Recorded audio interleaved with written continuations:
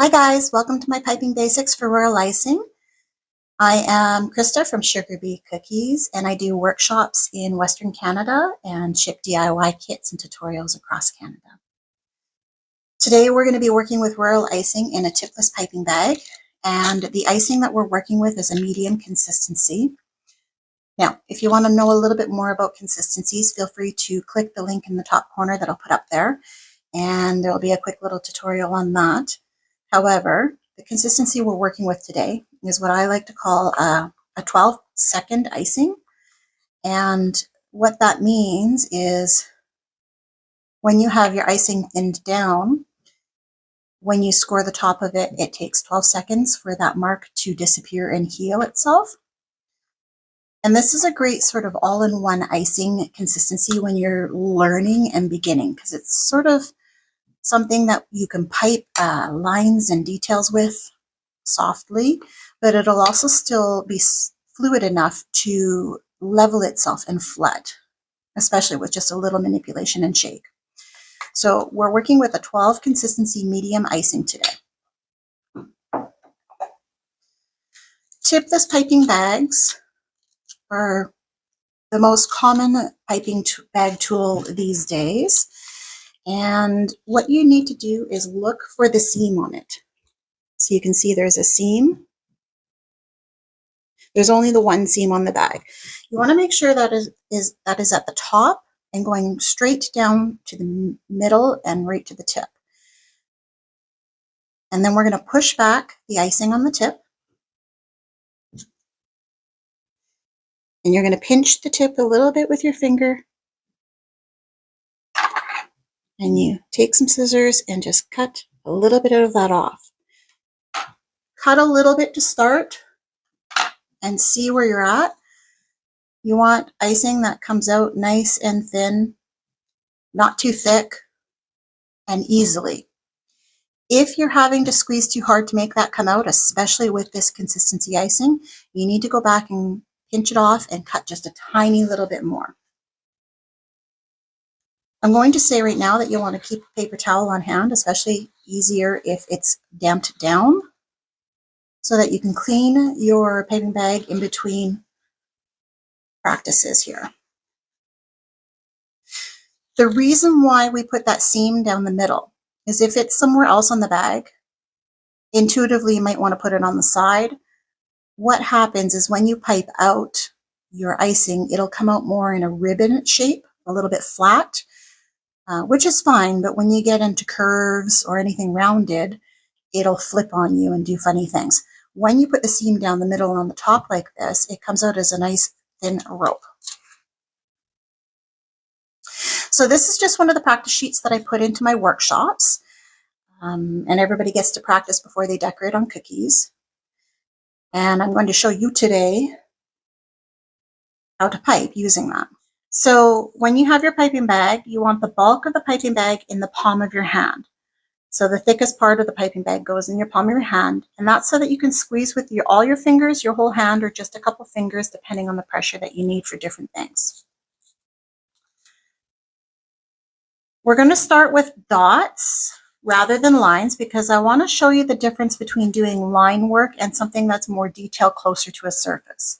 The closer to the surface, when you want a little bit more bulk in your icing, you want to be right down near the surface with your piping. When you're dealing with line work, we're going to learn to lift up and away from the surface. So I'm going to start with a medium dot. And I'm going to do this a little bit on an angle just so you can see on the camera, but generally when you're doing things closer to the surface, details like dots and teardrops and things like that, you want to be a little more upright so that the icing comes out exactly where you want it. You're going to just put the tip down to the surface, start squeezing, and I'm holding the tip down there. I'm not lifting it up. And you're going to squeeze until you get the size that you want. You're going to release your pressure and pull away. And this is where you can take your needle tool and just kind of move it around a little bit if you need to, but you want the icing to do the work for you. So we're going to try the next dot up. I'm holding it close to the surface and I'm keeping the tip down there and I'm letting the icing bloom up around the tip almost. And then I'm going to release the pressure and pull away.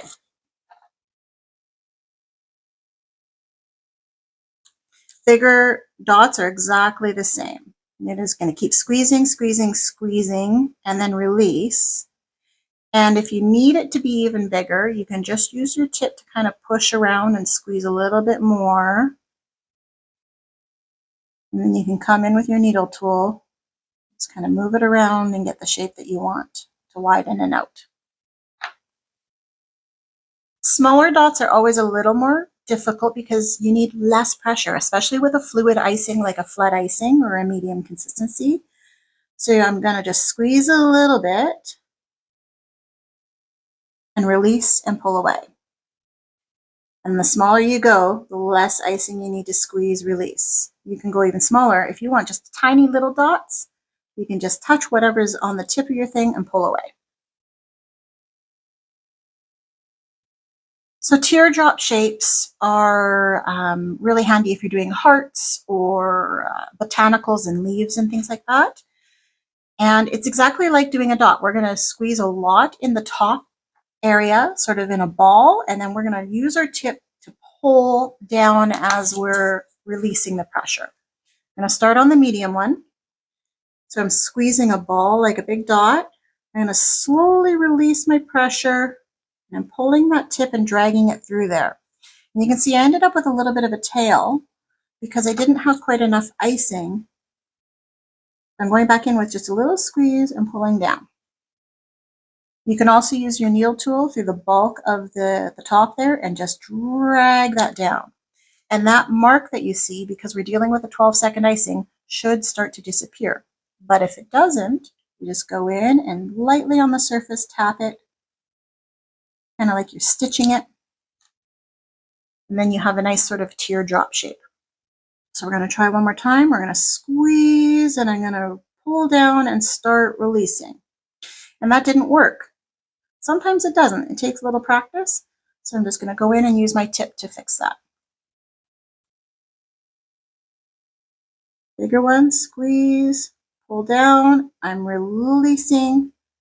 And you can see the mark from the tip. I was pulling the tip through the icing. My tip is down close to the surface. And smaller ones are exactly like smaller dots, just a little less icing. And there you go. And if you want to do hearts, it's just the same thing on the side. You're pulling to the side and then you're pulling to the other side. And you get a little heart. And if it starts bleeding together, you can just kind of pull down through the middle. And there you go. Now, when we're doing line work, and you can see I'm cleaning my tip in between everything. You want to make sure you have your cloth on hand. When we're doing line work, it's going to feel counterintuitive, but we're going to start the icing on the surface, but then we're going to lift away from the surface. And that's going to allow any line work to fall wherever your wrist is going, and you're going to have the most control. You'll also see that I'm going to be holding my wrist or the bag quite often. Get used to that. That actually gives you the most control and stability. It feels a little awkward, but if you practice it from the get-go, it'll become a standard thing for you.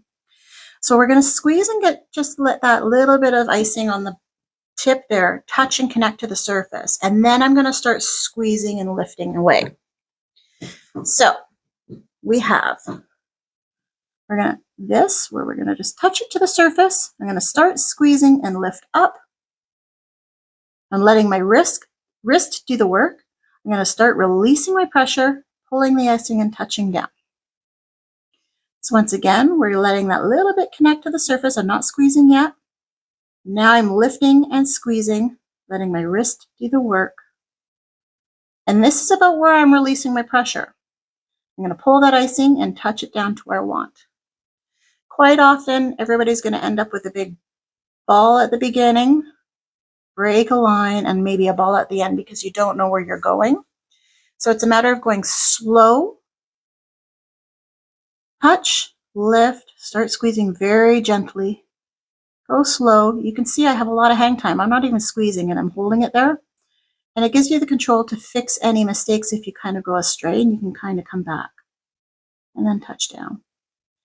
If you try and go closer to the surface, you might be able to do a straight line, but it's going to be thick, it's going to be wormy, it's going to be bumpy, and I had no control where it went other than drawing right on the paper like a pencil. When you lift up and away, you have the most control, and it's much steadier. And you'll find this most when you're doing curved lines. So touch, lift, I'm squeezing very gently, I'm releasing, and I'm pulling and touching down. Touch, lift, start squeezing very gently with just a couple fingers. And it gives me the room, like I'm not even squeezing right now, but it gives me the room that if for some reason I go astray or break a line, it's not going to go too far off skew, and you can kind of fix it and pick up where you need to. And I broke the line there, but you just go back in. And if you have a little bit of wonk, you can just fix it, or you can let it dry for about 30 seconds and then pick it off and try again. Curly cues and short lines are exactly the same thing. I'm not using a lot of pressure. I'm just using a couple of fingers. I'm touching, lifting up. I'm relaxing my squeeze a little bit so that the icing just flows. I'm releasing altogether and then touching down and pulling the icing where I want it to go. When I get to very tight sort of little curly cues like this, I'm actually releasing my pressure altogether so that I don't have too much icing in the middle or too thick a line, because then it can kind of all glom together when it's a thinner icing like this.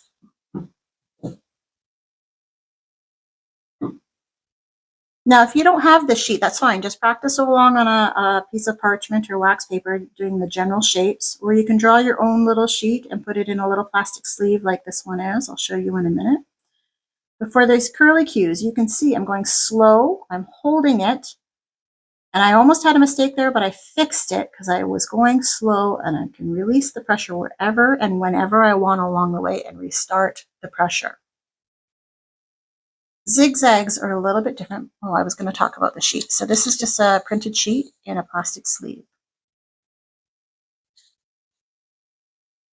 Zigzags are a little different.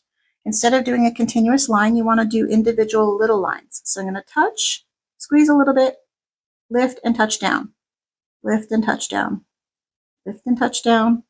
And this is going to get you the sharpest lines you can get.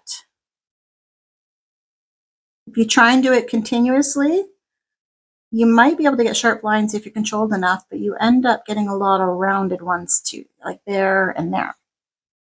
You can see that's much crisper. And if you had a piping consistency, a thicker consistency, these would come out very crisp.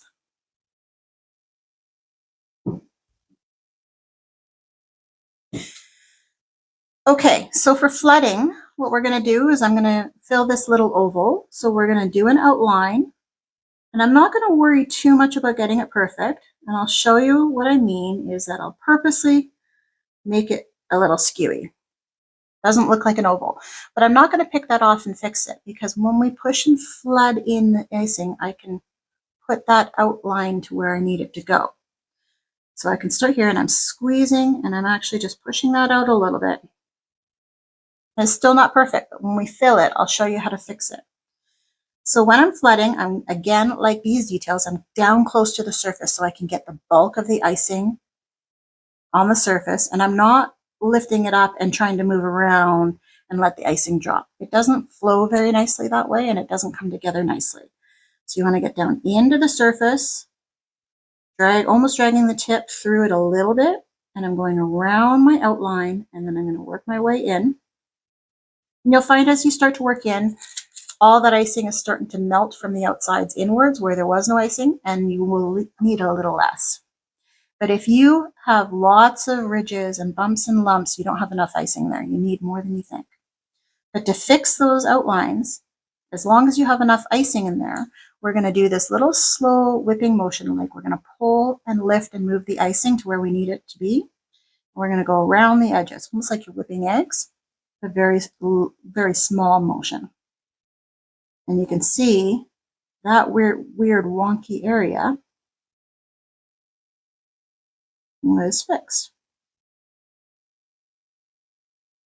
Now when you're dealing with icing, it's going to crust up and thicken the quickest on the edges. So you want to do your edges and clean them up as best you can, and then work any areas in the middle. And if you find it's a little wavy or uneven, just go in and add just a little more icing squeeze.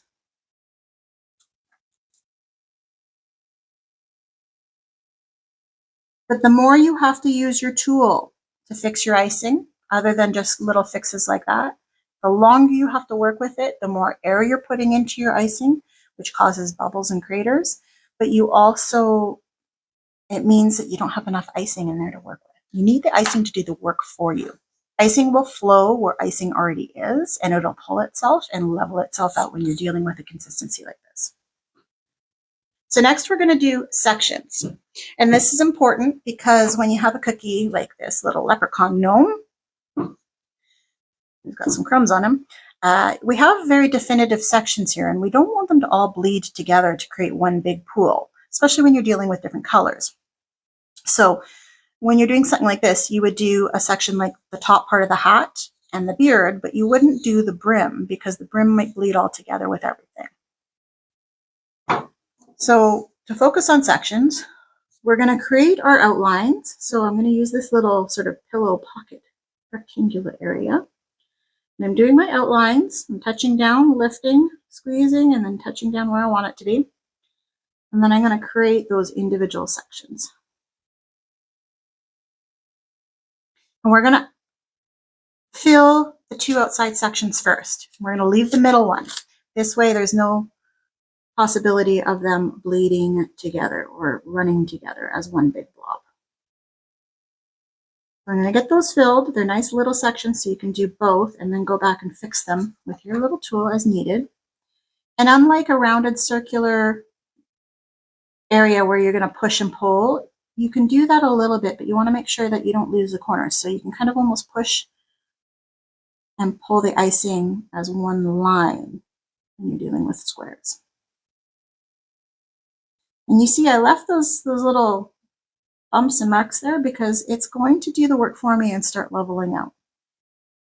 And if it doesn't, your icing's too thick. Now we're going to let that sit. It's a tiny little section, so we're only going to have to let it sit maybe 60 seconds before we can come in and fill that, and we'll have individual little areas.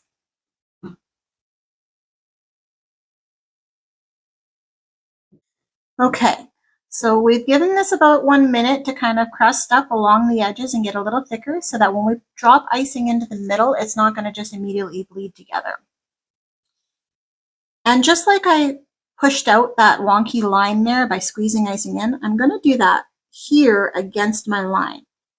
You can actually just angle your icing, and I'm going to be working from that far distance. I'm going to show you again. That's about how far my tip is from the other edge.